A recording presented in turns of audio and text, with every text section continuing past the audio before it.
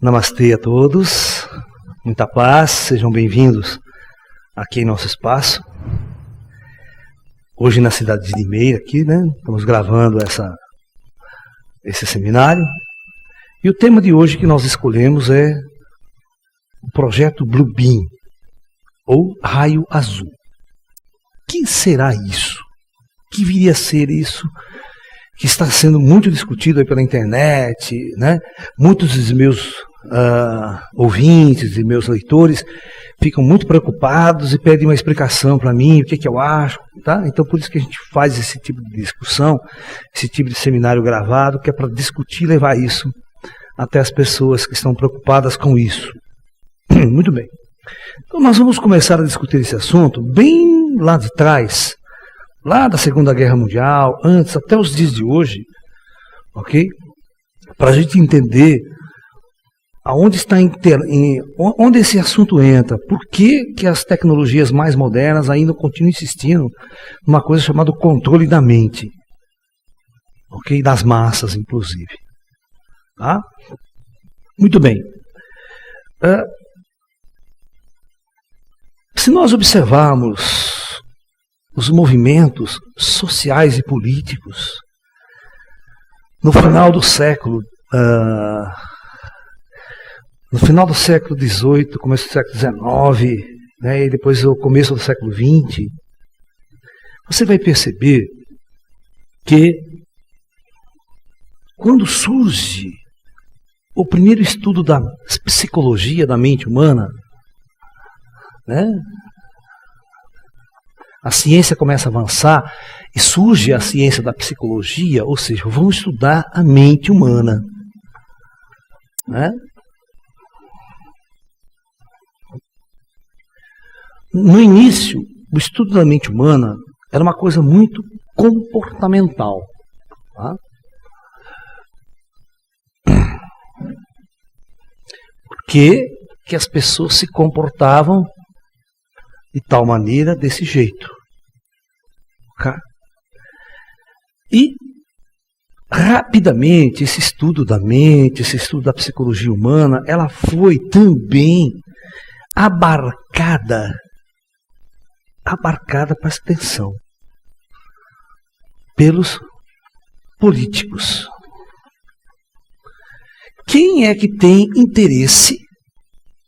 Quem tem interesse em controlar as massas, controlar as mentes? Quem é que precisa do outro para se eleger? Os políticos eram os mais interessados em controle da massa. Ok? Se você analisar o regime nazista na Alemanha, antes da Segunda Guerra Mundial e durante a Segunda Guerra Mundial,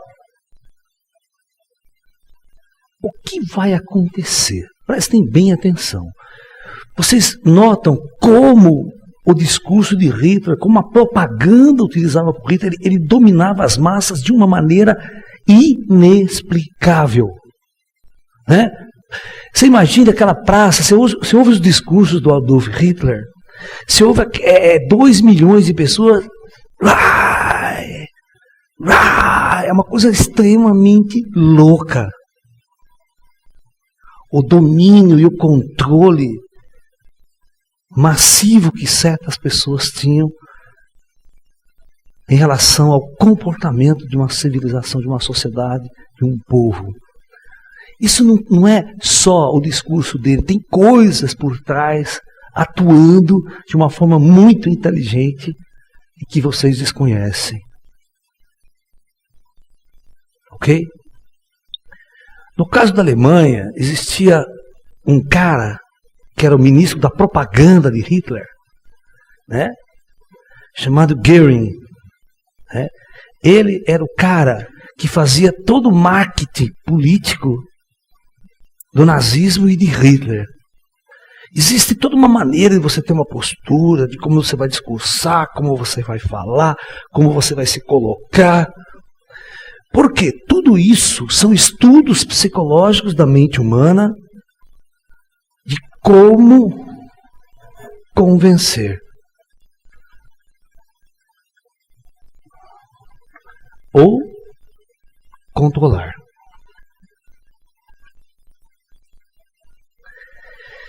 Naquela época, eles tinham técnicas muito eficientes para trabalhar esse controle da mente, esse controle das massas.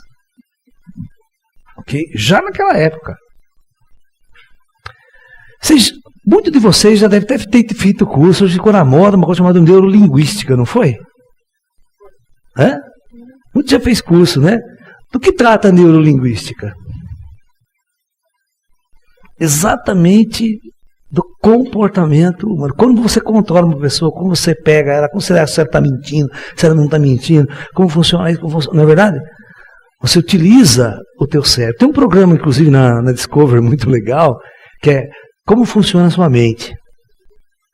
Você vê quantas dicas o cara dá, tal. Você vê, hoje tem milhões de estudos científicos do funcionamento da mente, né?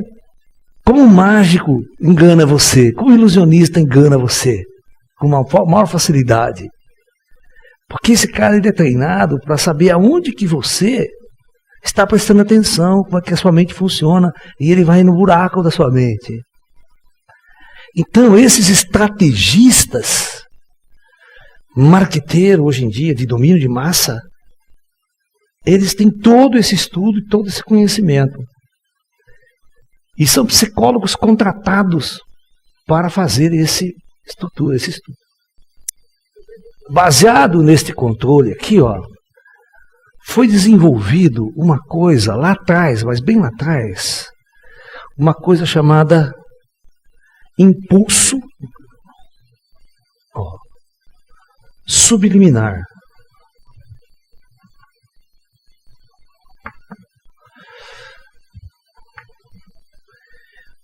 Esse impulso subliminar é uma coisa assim, eu vou passar uma informação para você, mas eu vou ficar batendo essa informação na sua mente constantemente sem você perceber ela. Foi uma das primeiras técnicas utilizadas lá atrás. Como isso era feito? Tá? Nós temos uma velocidade de percepção de imagens e uma velocidade com que o cérebro processa essa imagem captada. Ok? Por exemplo, quando eu estou andando na natureza, os meus olhos estão captando milhões de formas de imagem. Ok? Milhões. Mas o meu cérebro não tem capacidade de processar ao mesmo tempo tudo isso. Então o cérebro ele faz um corte, ele corta e seleciona só algumas coisas que lhe é importante e foca naquilo e observa aquilo. A mesma coisa com sons. Se você sentar, entra numa cidade, é carro, barulho, conversando, gritando lá. Isso seria uma perturbação horrível para o teu cérebro se você ficasse atento a todos os sons. Então o cérebro corta, ele só foca alguns sons que ele deseja, que lhe é importante naquele momento. Isso é um mecanismo de controle do nosso cérebro que é natural. Né? Então os cientistas começaram a estudar como é que eu convenço você a comprar o meu produto. Presta bem atenção. A coisa começa bem por aí. É o capitalismo, é o mercantilismo. Como eu convenço você de uma coisa? Então, quando eu estou fazendo essa pergunta, eu estou me pondo assim, como é que eu vou controlar você? Para você fazer aquilo que eu quero que você faça. E não aquilo que você quer fazer, mas aquilo que eu quero que você faça. Eu vou convencer você. Okay? Vocês já viram shows de hipnose em palco? O cara vai lá, pega um monte de gente, hipnotiza alguns, dá uma cebola para ele e fala, come, isso aqui é uma maçã deliciosa. E o cara come mesmo achando que é uma maçã. Como é que isso funciona? Como é que o cérebro não detecta aquele transe hipnótico, ele não detecta que ele está comendo uma cebola? E realmente ele tem prazer em comer aquela, como se fosse uma maçã. Vocês já viram isso, não viram? Hã? Só que não é todo mundo que é hipnotizável.